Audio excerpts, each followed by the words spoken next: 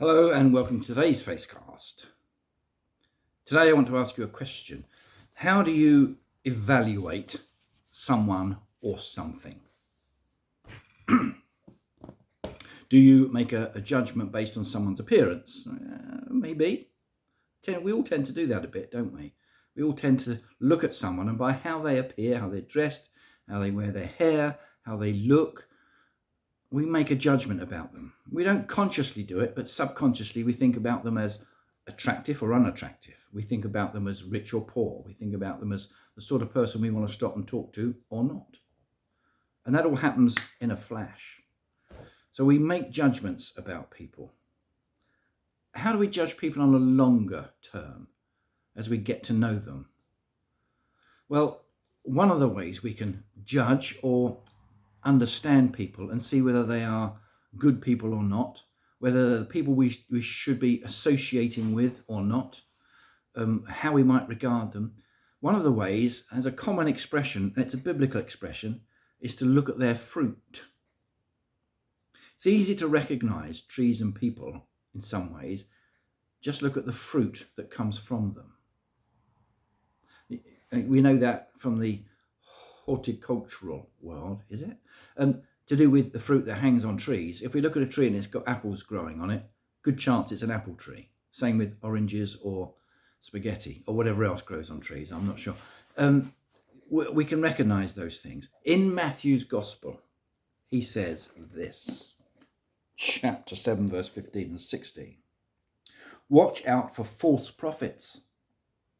They come to you in sheep's clothing, but inwardly they are ferocious wolves.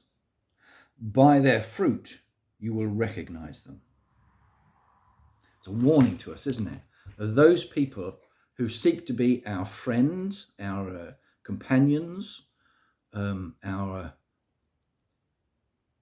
overlords, maybe, if we're a work situation, our bosses, those who may wish to direct us and teach us. Look out for them, because they may not be what they seem to be. And how do we discern what they are and whether we can trust them? It's by what emanates from them.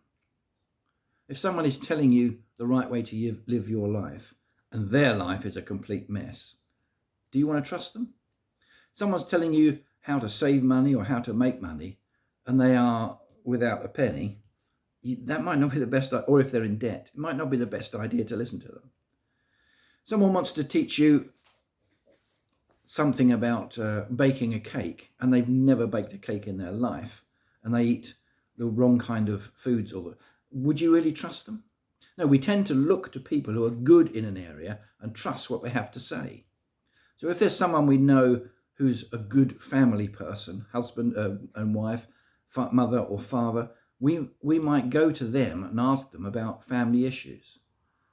Somebody who is perhaps a bank manager, has qualified in being able to talk about money, they might be a person to advise us about money because the fruit on their tree is good.